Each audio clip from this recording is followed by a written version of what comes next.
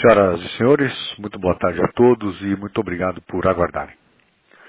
Sejam bem-vindos à teleconferência da Marisa para a discussão dos resultados referentes ao quarto trimestre de 2019. Circunstâncias que podem ou não ocorrer.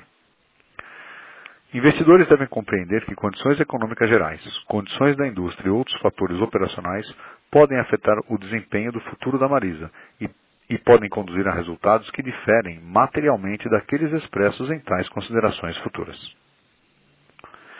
Agora, gostaríamos de passar a palavra ao Sr. Marcelo Pimentel, presidente da companhia, que dará início à apresentação. Sr. Marcelo, muito boa tarde, obrigado pela oportunidade, por favor, com a palavra. Boa tarde a todos, bem-vindos à nossa teleconferência de resultados do quarto trimestre de 2019 da Marisa Lojas. Aqui conosco nós temos nosso vice-presidente comercial Marco Muraro, nosso vice-presidente de operações Alberto Com e a nossa gerente de RI Lara Raza. E tocando a conferência comigo, nosso CFO Adalberto Santos. A nossa teleconferência de hoje terá uma dinâmica um pouco diferente. Inicialmente eu farei uma avaliação do ano de 2019, as importantes conquistas que tivemos e como seria originalmente a nossa estratégia para 2020 e os próximos anos. Depois eu passo para o Adalberto falar rapidamente dos números e das importantes evoluções que tivemos e na sequência eu volto para falar como a companhia está se preparando para o advento do coronavírus. 2019 foi um ano de consolidação do processo de turnaround, de inflexão da curva de vendas. Primeiro ano de vendas positivas durante todos os trimestres nos últimos 4 anos. Nos últimos 3 anos, trabalhamos muito em eficiência de SG&A, processos de alocação, melhorias de produto, operações em loja e nas campanhas de marketing. Nos tornamos uma empresa com excelente alavancagem operacional, mais ágil e com um parque de lojas de ótima cobertura geográfica e com potencial enorme de crescimento em same-store sales. Revisamos todo o processo de desenvolvimento de produto com reforço das equipes.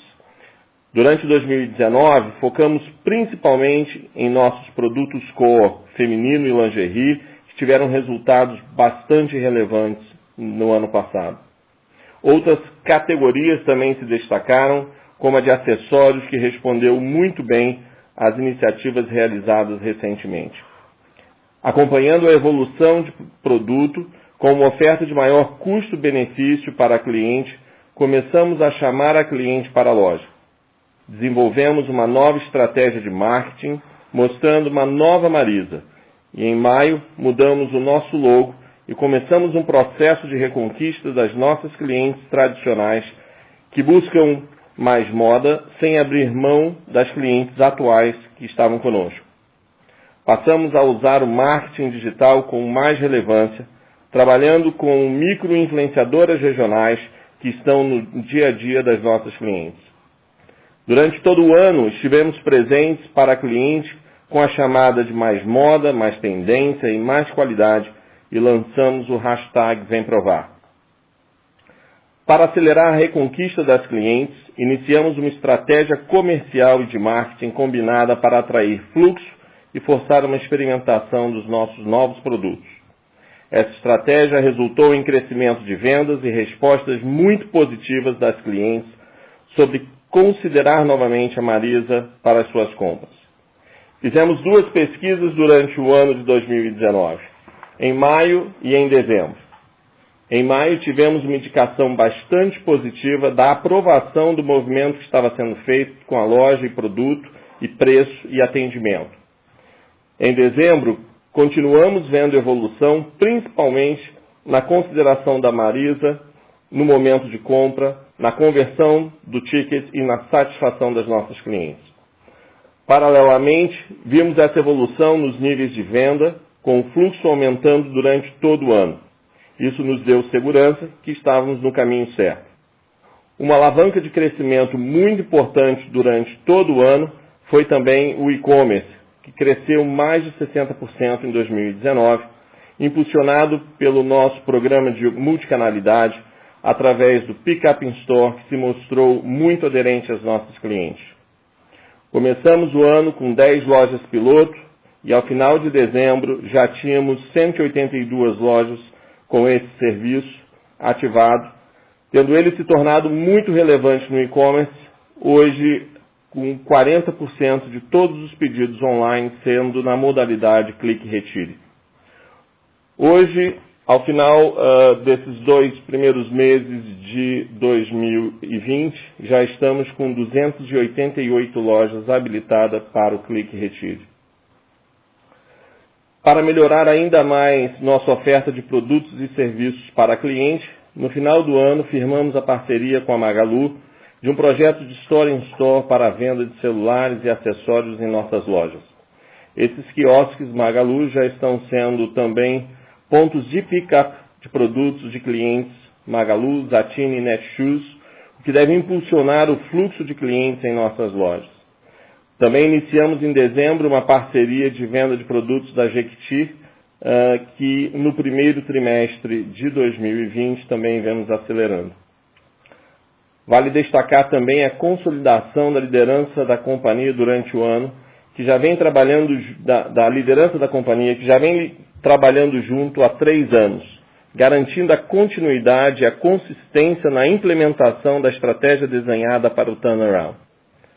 Evolução também da governança, principalmente com um conselho composto por 6 membros independentes de 7 posições, com um reforço importante no final do ano, trazendo Haroldo Rodrigues e Leonel Andrade, executivos com importante expertise em sua área de atuação. Vale dizer que para 2020, o Conselho de Administração deve voltar a ser composto por 7 membros, devendo ser priorizada a presença de mulheres. Para finalizar, no final do ano realizamos um aumento de capital que colocou 550 milhões no caixa da companhia, o que possibilitou uma importante desalavancagem financeira e uma melhor estrutura de capital de giro, impulsionando de forma muito relevante a liquidez de nossas ações. Olhando para 2020 teve o início com perspectivas muito positivas na consolidação da recuperação do varejo. Elencamos os seguintes pilares estratégicos para o ano. Primeiro e principal de todos, o foco na cliente, colocando a mulher no centro de tudo, com o objetivo de elevar a sua autoestima. Lançamos no meio do ano de 2019 o NPS como ferramenta de monitoramento de satisfação da nossa cliente. Iniciamos o meio do ano com um NPS de 41% e fechamos o ano, em dezembro de 2019, já com NPS de 61%. Top line e consistência de proposta de valor. Um plano comercial consistente, lojas prontas para receber a cliente, rollout do playbook de rua, novo modelo de loja a qual a gente iniciou o processo de reforma. Transformação digital do varejo, operação multicanal, o rollout do Pickup in Store para 300 lojas até março, Ship from Store para 190 lojas até o final do ano. Lançamos a nossa primeira loja em Marketplace e continuamos expandindo nos primeiros 2 meses de 2020. E um modelo de baixo custo, um desenho de uma nova operação de produtos e serviços financeiros digital, que em breve o Adalberto poderá dar mais detalhes para vocês. Passo agora a palavra para o Adalberto poder passar os números com vocês. Adalberto. Boa tarde a todos. Todos já tiveram chance de dar uma olhada nos nossos números, bastante positivos em relação ao 4º trimestre do ano passado. Vou tentar ser breve aqui, até para nós dedicarmos um pouco mais de tempo, para que o Pentel volte a tecer aqui os comentários sobre a estratégia da companhia para esse momento mais delicado agora, diante aí do advento do coronavírus. Então, no chart 2, nós temos a evolução da receita líquida, o Pentel já havia comentado, um crescimento importante, total loja 7%, acho que mais importante ainda, no gráfico inferior, crescimento de semi-store sales em 9,5%. É a primeira vez positiva aí nos últimos 5 anos. crescimento nos 4 trimestres, crescimento importante, principalmente agora no 4º trimestre. E melhor ainda porque ao longo do ano nós percebemos um aumento do fluxo, ou seja, o same-store ele vai mudando a composição dele, no começo do ano um pouco mais de preço e ao final do ano majoritariamente componente fluxo, o que reflete aí cada vez mais o sucesso das novas coleções que chegam às nossas lojas. O e-commerce é uma participação extremamente relevante, cresce no trimestre 68,2%, lembrando que no 4º trimestre de 2018 a base era de 77%, então crescemos 68% sobre uma base de 77%, e aí a alavanca importante também já mencionada pelo Pimentel, do Pickup Store, já fechamos o ano com 182 lojas, vamos avançar para 300 lojas agora ainda em abril. Isso já representou a participação das lojas com picape, 40,3% dos pedidos totais do e-commerce. Chart seguinte, chart número 3, evolução do lucro bruto. Na realidade, a margem ela apresenta uma pequena compressão em relação ao passado, 100 bips, mas o importante aqui é a tendência. Né? Ao longo de todo o ano, nós utilizamos a estratégia combinada, estratégia comercial combinada com a de marketing, de forma a acelerar a reconquista dos nossos clientes e aumentar o fluxo em lojas, o que deu bastante resultado. Com isso, a margem, ao longo de todos os períodos, ela apresenta essa compressão, mas, de novo, é importante dizer que no primeiro trimestre uma maior abertura, no segundo menor, cada vez menos, uma menor entrega de margem em função dessa estratégia comercial, e com isso uma recuperação gradual. O efeito final sobre o lucro líquido, ele acaba sendo positivo, a gente passa de 330 para 345 milhões, refletindo aí a recuperação das vendas, de novo dada a maior assertividade das coleções, e aqui um ponto importante a ressaltar também a uma maior qualidade de estoques. Vamos lembrar que nós tivemos uma venda semi-store de 9,5% acima do ano anterior, com praticamente o mesmo nível de estoque, e o nosso projeto, antecipando um pouco o que o Pimentel vai falar para esse ano, seria apresentar mais ou menos uma nova redução de mais ou menos a mesma magnitude. No chart 4, evolução do SG&A, que fica praticamente zero, uma variação zero, aí excluídos os efeitos do IFRS, o impacto de itens não recorrentes, aqui se excluídos, nos levaria a uma redução de 3,7%, se nós considerarmos algumas consultorias também não recorrentes, esse declínio seria até maior, próximo de 5%. No chart seguinte, o chart de número 5, a evolução do EBITDA ajustado varejo. Uma variação importante, né, uma magnitude ainda pequena para o potencial da companhia, mas nós tivemos uma variação, passamos de 21,3 para 54 milhões, uma recuperação importante, e o destaque positivo aí, variação do same-store, recuperação gradual de margem e, de novo, a eficiência do SG&A. No chart 6, evolução da margem de contribuição de PSF, um crescimento importante, e mais importante ainda porque ela vem com o crescimento dos produtos da casa também. Então nós passamos de 95 milhões para 131 no total, os produtos da casa crescendo de 13 para 26, o co-branded com crescimento passando de 82 para 104, reflete de certa forma também a formação de carteiras, a melhor formação de carteiras ao longo de todo o ano, fruto tanto das vendas no varejo, quanto das maiores contratações na operação do empréstimo pessoal. Para vocês terem ideia aqui, crescimento na produção do PL foi de 13%, de 9,7%, e na do PL 13,6% a formação de carteira. O chart seguinte, o chart 7, o EBITDA de PSF, reflete aí o que eu já havia comentado, a melhor margem de contribuição do PL e do EP, mas um impacto também bastante positivo do co-branded, que tem um crescimento de praticamente 100%, e aqui também uma eficiência bastante grande na gestão de custos e despesas, que praticamente ficam flat em relação ao ano anterior, ou seja, o mesmo rigor nas despesas do varejo aplica-se aqui também a operação de PSF. Página seguinte, no chart número 8, a perda sobre carteira mantém aí o mesmo percentual do período anterior. Essa elevação no percentual de vencidos tem a ver com aquela estruturação das carteiras. Já comentei isso aqui nas duas calls, teleconferências anteriores.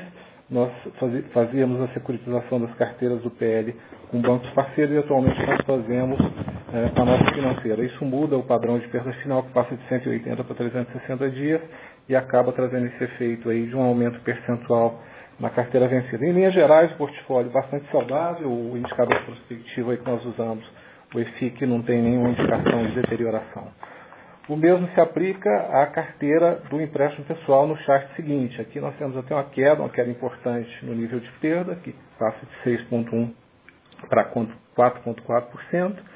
Nível de vencidos menor também, importante, e o EFIC também sem nenhuma indicação de deterioração. No chart seguinte, o resultado consolidado, chart número 10. Chart consolidado do EBITDA combinado das duas operações. Um crescimento importante, passa de 41 para 88, de novo, um número bastante tímido do potencial da companhia, mas reflete aí a evolução positiva das iniciativas, principalmente relativas ao varejo, né? Ambas as operações crescem, mas o destaque maior aqui é para o varejo.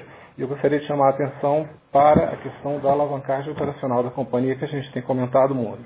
A companhia perdeu, aliás, ela melhorou em eficiência cerca de 40%. A nossa despesa, o SG&A por metro quadrado hoje, comparado a 5 anos atrás, é de cerca de 40% menor, ou seja, uma alavancagem excepcional, e na medida que a venda do varejo vai sendo recuperada e a margem também, o impacto no EBITDA tende a ser explosivo.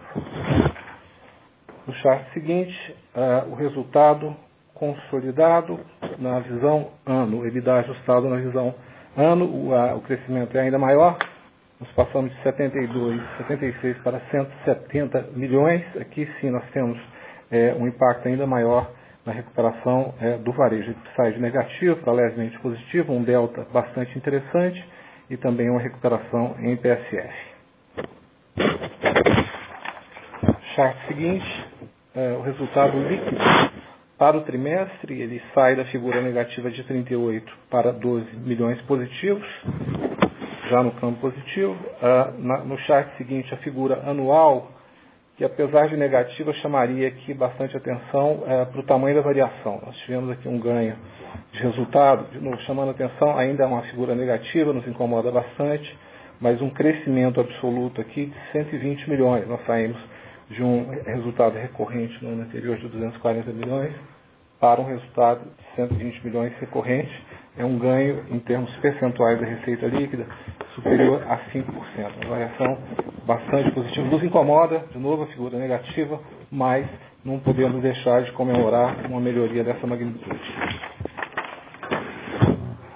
Chart seguinte, evolução do fluxo de caixa. Eu acho aqui um detalhe para a relação dívida EBITDA, que cai para 0,9 vezes em função da captação que o Pimentel já mencionou. Ao final do ano, uma condição bastante forte de caixa, né, que principalmente para esse momento nos deixa mais confortáveis, né? É um momento bastante delicado. Eu acho que essa questão da captação vem num momento bastante oportuno e nos deixa numa posição tanto mais confortável. A geração operacional de caixa talvez seja o ponto aí a ser destacado. Ela apresentou um consumo de caixa maior em relação ao anterior, principalmente em função do capital de giro. Isso se deve basicamente à maior formação de carteiras, é um efeito positivo, em função das vendas maiores, mas também em função da retomada daquelas operações de antecipação de fornecedores que nós fazíamos via banco e passamos a fazer com recurso da casa, ou seja, do ponto de vista do fluxo de caixa pode parecer negativo, mas o resultado no P&L é bastante positivo. Então, eram essas minhas considerações. Volto para o Pimentel aqui, vou estar com ele, fazendo aqui alguns comentários sobre a estratégia da companhia em relação à coronavírus. Obrigado, Adalberto. A companhia se concentrou em 4 pilares para esse momento que o Brasil e o mundo está vivendo. O primeiro dele é garantir a segurança de nossos colaboradores e clientes. O segundo é garantir a segurança da companhia no que tange a preservação de sua capacidade de recuperação consistente quando o evento do coronavírus for superado. Terceiro, de dar apoio aos clientes, aos nossos colaboradores e fornecedores não necessariamente puramente comercialmente falando. Mas, acima de tudo, o nosso quarto pilar é já se preparar para preservar a nossa capacidade de retomada, preservando toda a nossa estrutura construída, a estratégia construída nos últimos 3 anos.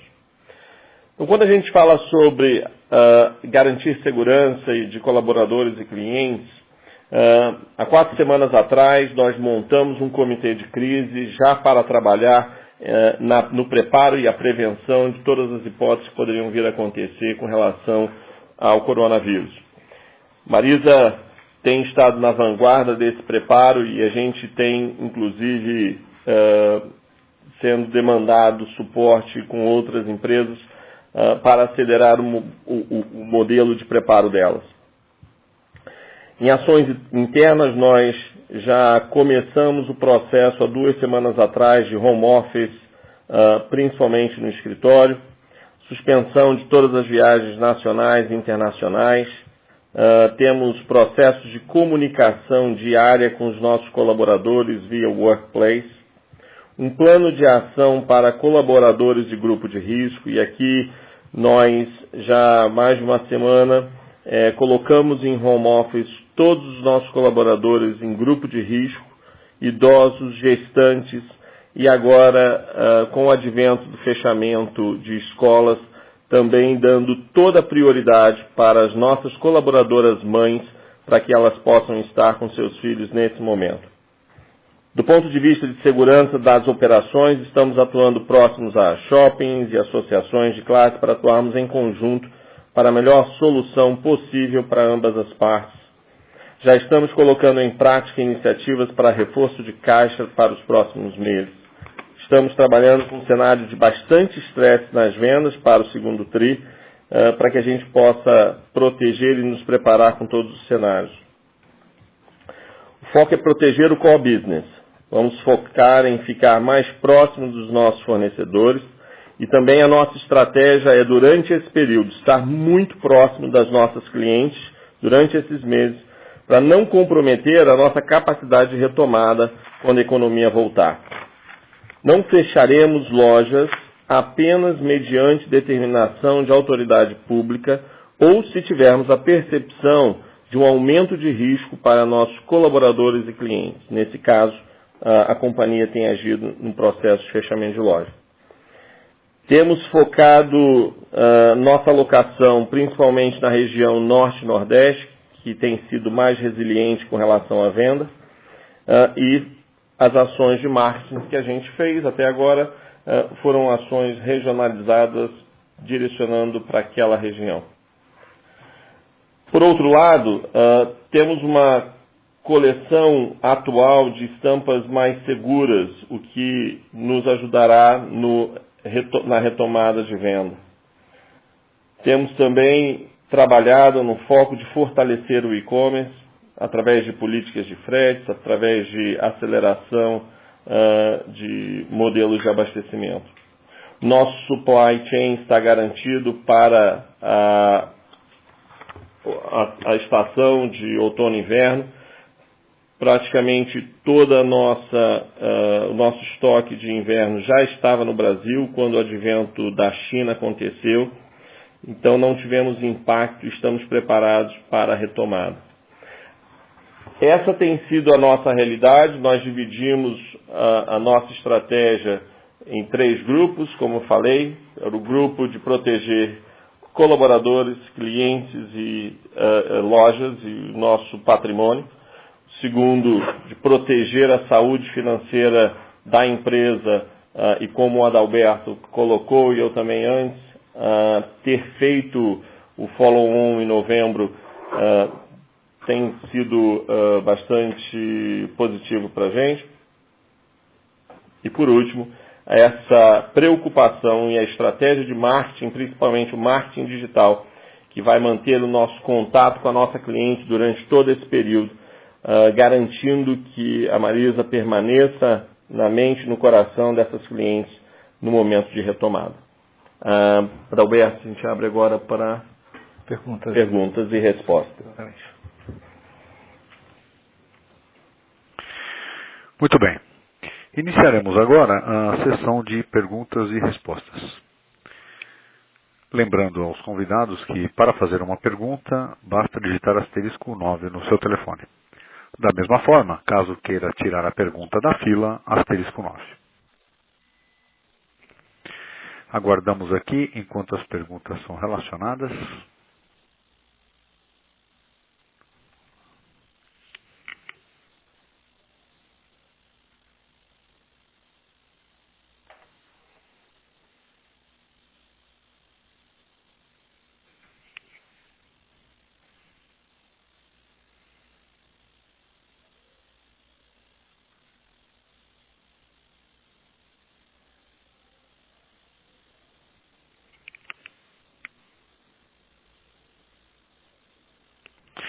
A primeira pergunta será da Helena Vilares, do Banco Itaú. Helena, boa tarde. Oi, pessoal, boa tarde. Obrigada por pegar a pergunta. Minha primeira pergunta é para entender melhor um pouco a operação de e-commerce. Vocês já divulgaram alguns dados bem legais, mas vocês conseguissem dividir com a gente um pouco mais sobre essa cliente que é omnichannel e até se ela, por exemplo, é um dos motivos do fluxo da loja ter aumentado mais e o impacto positivo, né, no same-store sales, ou se ela é uma cliente fiel, é uma cliente que já estava comprando com vocês, se é uma cliente nova. Tentar entender um pouco mais do perfil dessa cliente, acho que ajuda bastante. E a segunda pergunta é em relação a essa parte de fornecimento e o momento mais difícil que a gente está enfrentando agora. Se vocês pudessem dividir com a gente mais ou menos quanto que vocês têm de exposição consolidada ao longo do ano em relação a effects, a importação, e se no advento de você ter a situação durando um pouco mais, se nas próximas coleções você consegue virar isso um pouco mais para o mercado doméstico e não ficar tão exposto a câmbio. Obrigada. Helena, Marcelo Pimentel aqui, obrigado pela sua pergunta. Primeiro, falando de Omni, Omni foi para a Marisa, no ano de 2019, os grandes pilares da nossa estratégia.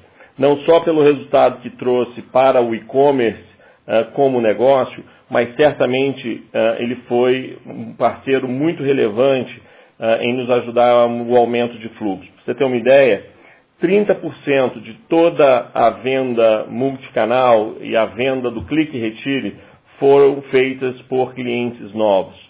CPFs que não tinham comprado nem na loja física, nem no e-commerce antes. Quando a gente foi fazer essas pesquisas para entender o que estava acontecendo, ficou muito claro que essas eram clientes que moravam ou em regiões onde não se fazia entrega, principalmente em subúrbios mais perigosos no Brasil, onde não tinha acesso à entrega, ou, na sua grande maioria das vezes, clientes que não tinham pessoas em casa durante o dia, portanto, não poderiam receber entregas. Então, um dos feedbacks que a gente recebeu delas foi exatamente, ao abrir a opção do clique e retire, isso abriu a oportunidade para a gente incrementar o número de clientes novos multicanal. Um outro ponto também muito relevante é a fortaleza que a Marisa tem do seu portfólio de lojas, tanto em shopping quanto em rua. Para o modelo do clique e retire, as lojas de rua se tornaram uma grande fortaleza para nós. Essas lojas estão muito bem situadas, elas estão perto de metrô, estação de ônibus, estação de trem, portanto, são lugares de fácil acesso para o clique e retire. As clientes indo ou voltando do trabalho, passam na loja e fazem a compra. Um advento de um número muito importante que eu acho que vale ressaltar aqui é o trabalho que o varejo fez no processo de recompra, o que a gente chama de recompra.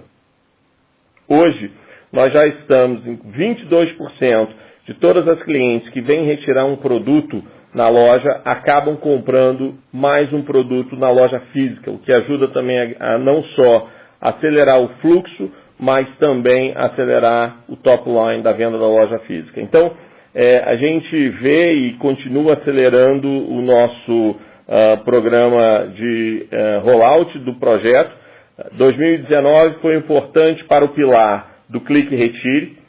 Nós também falamos na última call e nós tínhamos iniciado já a segunda fase do piloto, do projeto, não é mais piloto, do projeto que é o Ship from Store, é onde a gente começa a usar os produtos das lojas para o envio de produtos, o que nos ajuda tanto na redução de lead time para entrega, quanto na redução de custo e frete.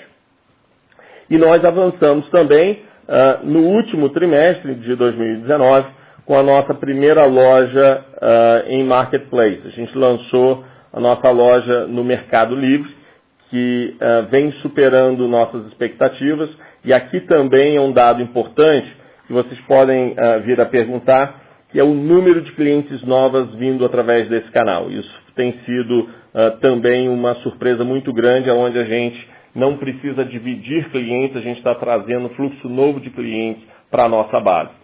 Então a gente, no primeiro trimestre, já acelerou, a gente já comunicou isso, com relação a Marketplace, que entramos no Mercado Livre no último trimestre, e nesse trimestre já estamos na B2W, Zattini e Netshoes. Então, com relação à estratégia multicanal, acho que responde a sua pergunta.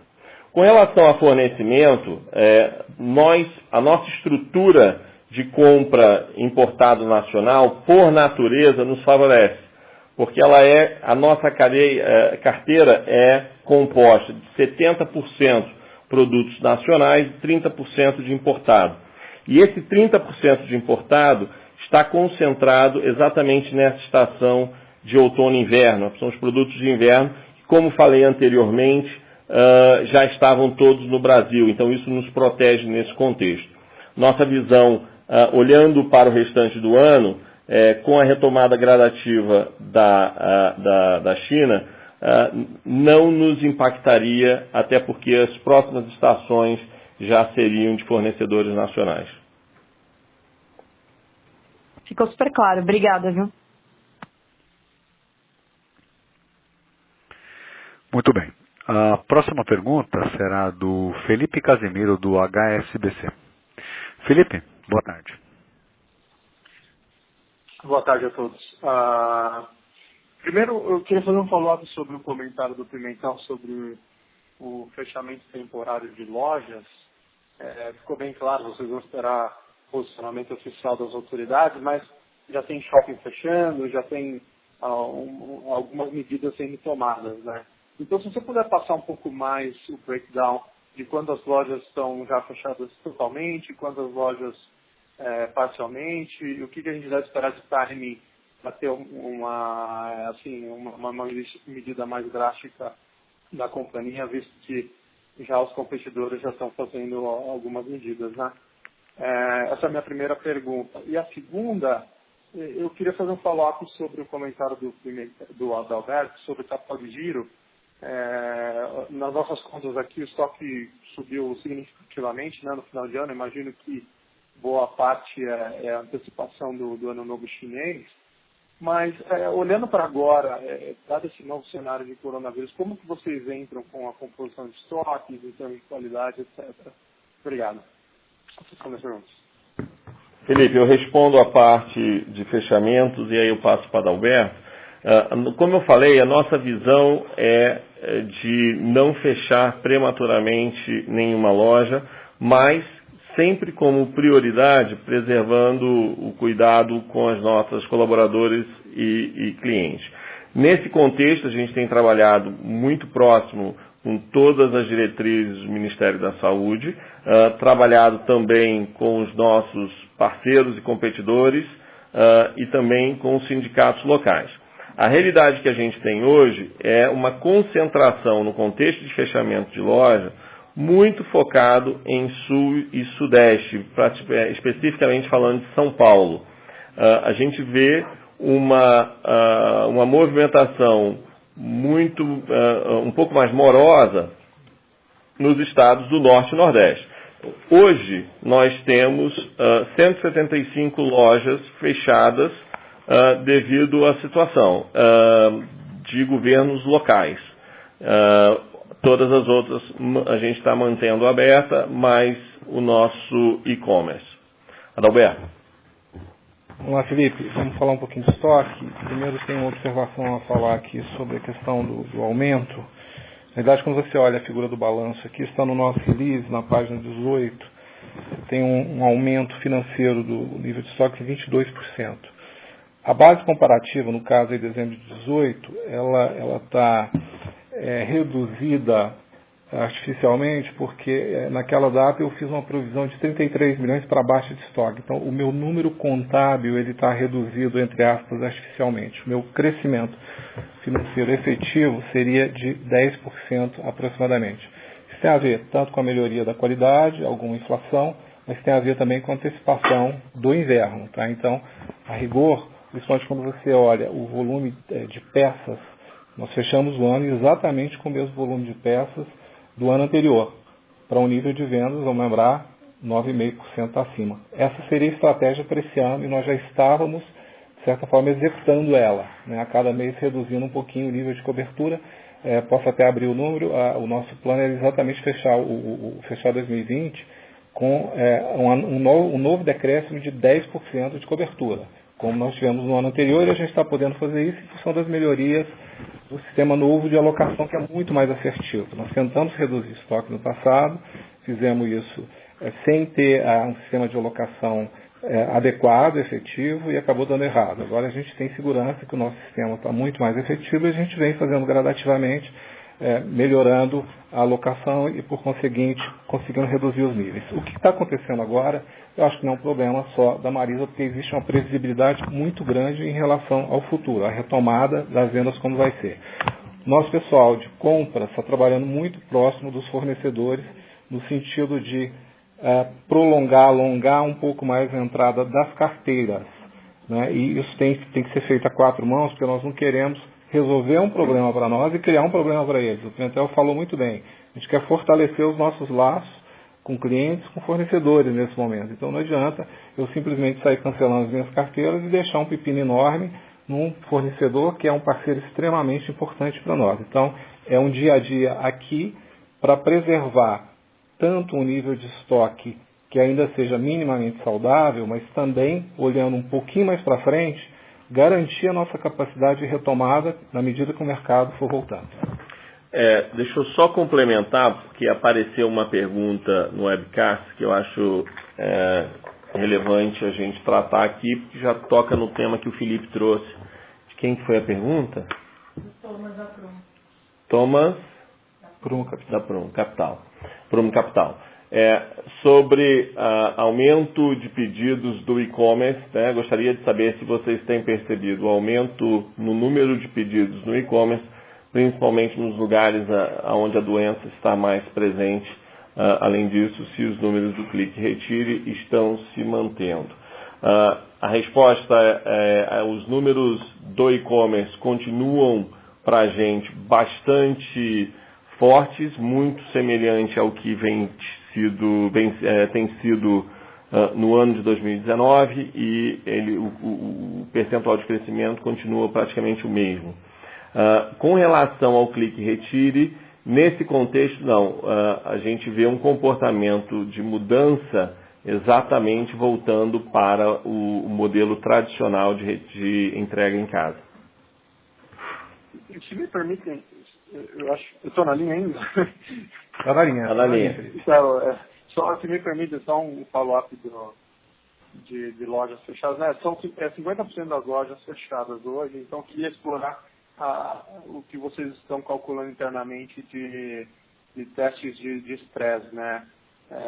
Como é que está a evolução de tráfego essa semana? Assim, das lojas que ainda estão abertas, é um tráfego já muito menor, já está tendendo a zero. O que vocês estão esperando assim internamente nesses testes de estresse aí para agora, para o próximo mês, assim? Se puder passar uma ideia do que vocês estão vendo, ajuda bastante a gente. Felipe, é um nível menor, é o Roberto falando. Nas lojas remanescentes existe sim uma queda de fluxo, talvez 50%, seja um número bastante razoável para a gente falar. Agora, para efeitos de teste de estresse, sempre que você fala teste de estresse, me lembra a questão econômica, né? A segurança financeira da companhia. Todos os cenários que nós trabalhamos nós trabalhamos efetivamente com zeramento de receita. Tá? Para efeito de segurança econômica, o Pimentel deixou bem claro, nós vamos fechar de acordo com a nossa percepção de risco para os nossos clientes ou por uma demanda legal. Okay? Então nós só vamos fechar mediante esses dois drivers. Do ponto de vista de garantia da liquidez da companhia, da segurança financeira, a nossa área financeira trabalha com um cenário de zero de receita. Ok? Então, a partir desse cenário é que nós trabalhamos a questão da liquidez, a questão do caixa, né, a questão das saídas, a questão dos investimentos e por aí afora. Perfeito, muito obrigado. Uma boa tarde a todos.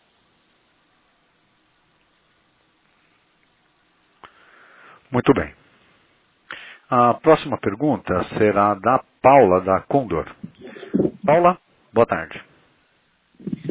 Boa tarde, pessoal. Obrigada por pegar a pergunta. Eu queria saber se vocês poderiam entregar alguma ideia sobre o que espera para 2020 no que refere à receita e aumento das margens. Ou se poderiam dar uma ideia dos principais gatilhos para aumento dessas contas. No que a gente devia ficar de olho. Obrigada. Paula, eu não entendi a segunda parte da sua pergunta. A primeira parte, eu posso te falar o que nós tínhamos em mente. Né? Nós tínhamos em mente e estávamos executando. Né? Nós prevíamos uma continuidade do processo de recuperação do top line da companhia, a continuidade da estratégia de flexionar a margem, ou seja, se fosse o caso, entregar margem para recuperar o top line, até porque você acaba tendo um efeito ali no lucro bruto, no famoso cash margin. Então estávamos entregando margem, mas mais do que compensando no top line e fazendo um cash margin importante, abastecendo as nossas carteiras de PSF, e seria um ano onde efetivamente nós esperávamos mais do que break-even a companhia, ou seja, mais já passar a entregar um resultado positivo. Não sei se você lembra, agora há pouco eu falei de um resultado de 120 milhões, a nossa expectativa era virar esse resultado já positivo. Isso é o que nós íamos trabalhando até então. Acho que com o advento do coronavírus e a possibilidade de ficarmos com lojas fechadas durante 3 meses e depois não ter a menor visibilidade sobre qual que vai ser a rampa de recuperação, qualquer número que nós falarmos aqui vai ser uma ilação, né? Vai ser um chutômetro. Então é melhor não falar. O foco da companhia agora, o Pimentel deixou bem claro, é manter primeiro a segurança dos clientes, a segurança dos colaboradores e garantir a segurança da companhia do ponto de vista de caixa, do ponto de vista de liquidez, mas mais do que isso, garantir que nós não vamos perder tudo que foi construído ao longo do processo de turnaround, que foi custoso, não só do ponto de vista financeiro, né, de esforço, de trabalhos realizados, foram 3 anos de turnaround. Nós não vamos deixar que isso seja machucado, que isso se perca de alguma forma. Então, eu acho que não dá para falar absolutamente nem de top line nem de margem, até porque do ponto de vista de margem, todos os varejistas vão ter que lidar com a realidade desafiadora de administrar estoques, né, que vão estar, os estoques antigos, provavelmente com algum descasamento de estação, né, vai ser desafiador para todos nós. Então, melhor não arriscar palpite. Certo. A segunda pergunta era em relação aos principais gatilhos que vocês acham que a gente devia ficar de olho para acompanhar a empresa em relação a esse aumento, né? Eu sei que teve esse problema aí do coronavírus, mas vocês poderiam dizer assim, que tipo de gatilho a gente pode continuar a ficar de olho? Eu não entendi exatamente qual é o gatilho.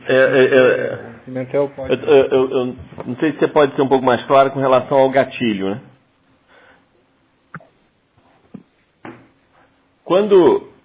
Se eu tentar te responder, quando a gente montou o nosso plano de 2020, nós tínhamos como estratégia, como eu coloquei para vocês inicialmente, a retomada e a obsessão pelo top line. A gente tem a consistência da entrega de produto que essa cliente vinha reconhecendo e vem reconhecendo à medida que ela aumenta o fluxo e ela está encontrando uma loja com um produto melhor, uma loja melhor, um atendimento melhor e também uma aceitação de propostas de custo-benefício desse produto.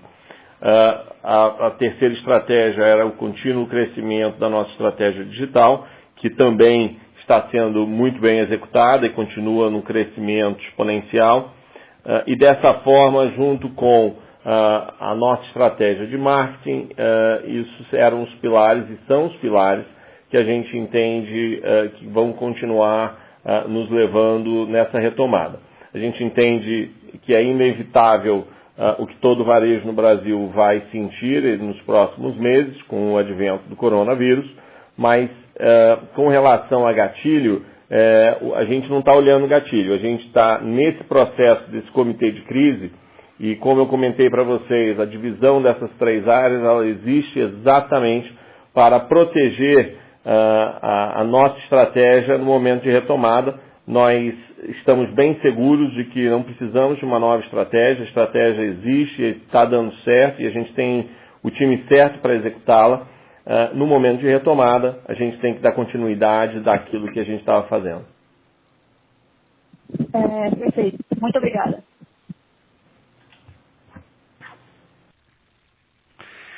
Muito bem. Lembramos aos convidados que, para fazer uma pergunta, basta digitar *9 no seu telefone.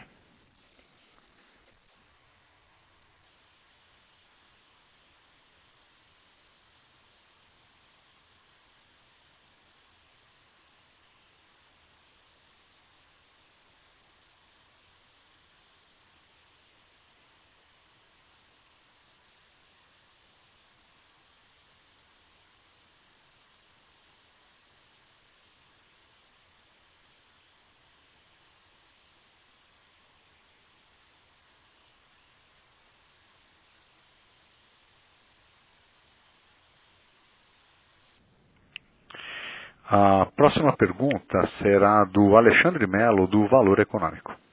Alexandre, boa tarde. Olá, boa tarde a todos. Obrigado por terem pegado a pergunta.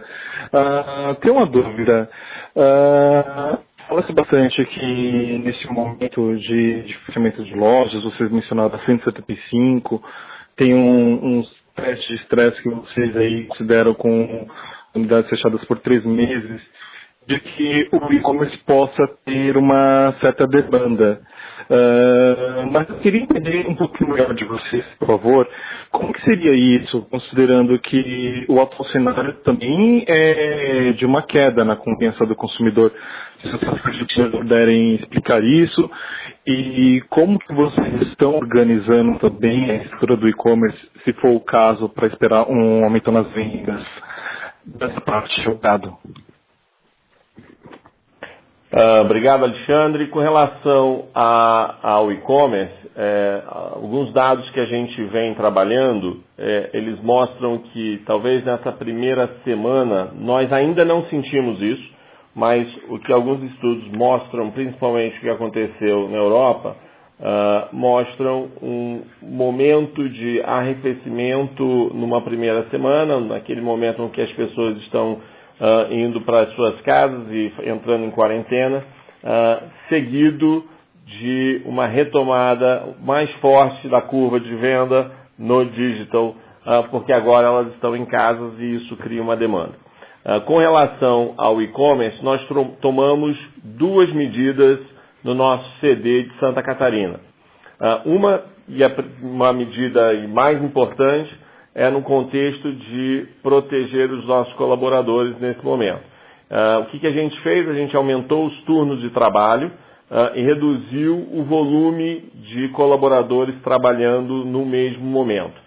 Isso garante a continuidade do CD, nos prepara para o aumento de demanda, mas também protege nossos colaboradores no momento onde a gente reduz a quantidade de pessoas trabalhando juntos. Então essa é a nossa estratégia. Estamos sim nos preparando para um potencial aumento de demanda e nesse contexto, por exemplo, categorias, principalmente como infantil, que é uma categoria muito relevante para a gente entende que a gente pode atender as nossas clientes nesse momento. Certo. Obrigado. Obrigado.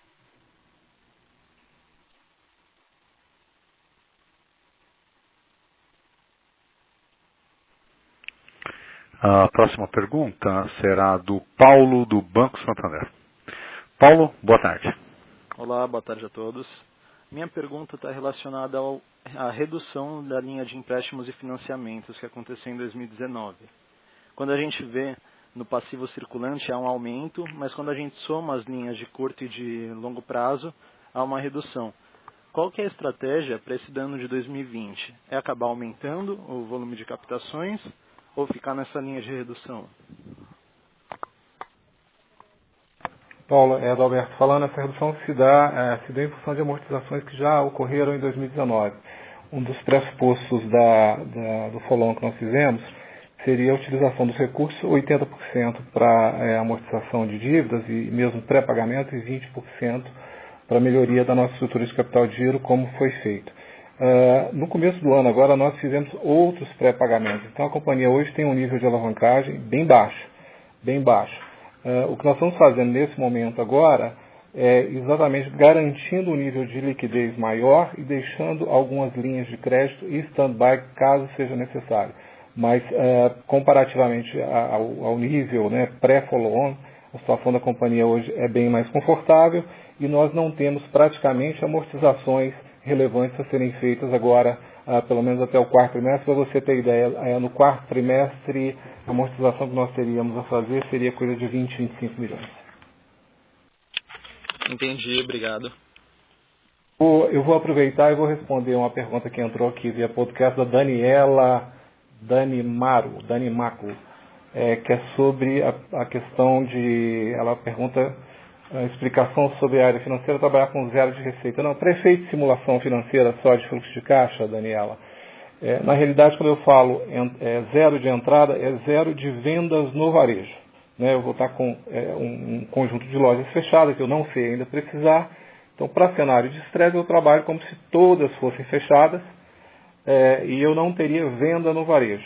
Nesse cenário, é importante dizer que eu continuo tendo as minhas entradas, os meus recebimentos, provenientes da minha carteira de recebíveis. Né? Alguns clientes, a maioria com certeza, e depois eu gostaria até de voltar nesse ponto, eles vão continuar pagando, vão continuar irrigando meu fluxo de caixa. Eu tenho hoje uma carteira próxima de 800 milhões. Essa carteira ela vai vencendo nos próximos meses e vai irrigando meu fluxo de caixa. É uma simples simulação, ou seja, eu não vou ter vendas no varejo, mas para efeitos de entrada de fluxo de caixa, eu continuo tendo os meus recebimentos feitos lá pela área de produtos e serviços financeiros. Basicamente é isso. Eu acho que era só. Muito bem. A próxima pergunta será do João Bosco, da Baster. João Bosco, boa tarde. Boa tarde, tudo bom? Primeiro, parabéns pelo resultado. Eu só fiquei com uma dúvida sobre a estrutura de capital. Vocês tiveram aumento da dívida líquida mesmo com o follow-on. Isso se deveu à rúbrica arrendamento operacional. Você pode explicar o que é essa rúbrica para mim? E também se ela tem efeito caixa, se ela realmente é uma dívida ou se é só uma parte da contábil do IFRS. Obrigado.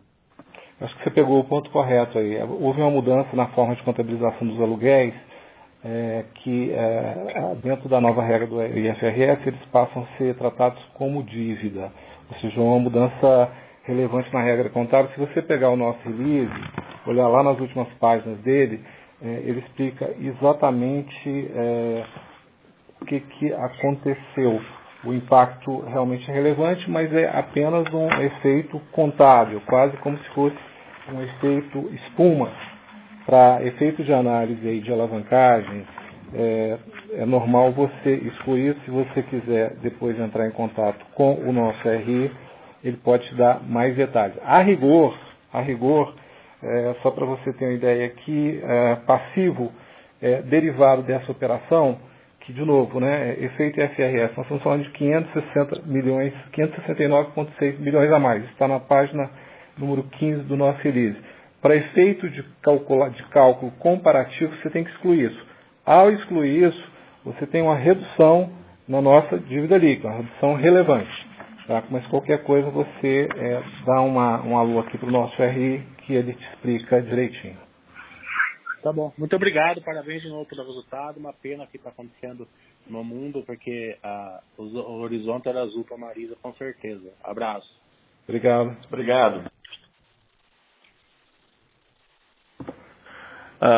Uma pergunta aqui só para responder ao Francisco, com relação à integração, a intenção de fazer alguma parceria com players do varejo para compartilhamento de plataforma digital para vendas de e-commerce. Francisco, a nossa visão com relação à nossa estratégia é manter a disciplina do plano traçado.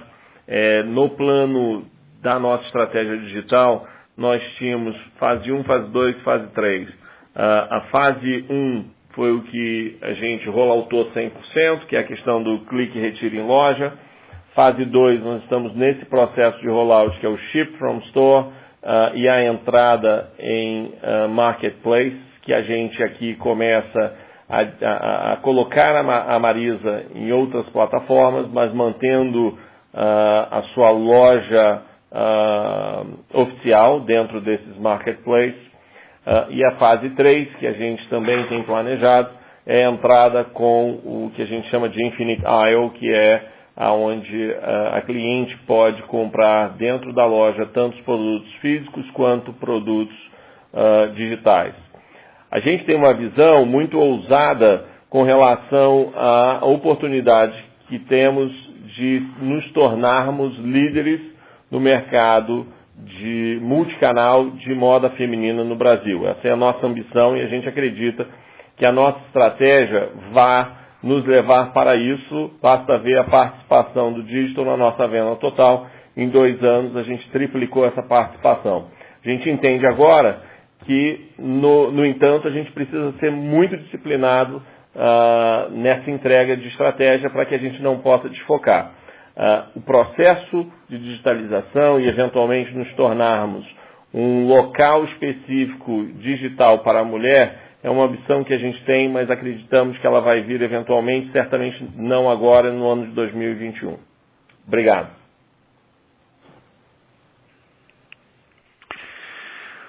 Muito bem.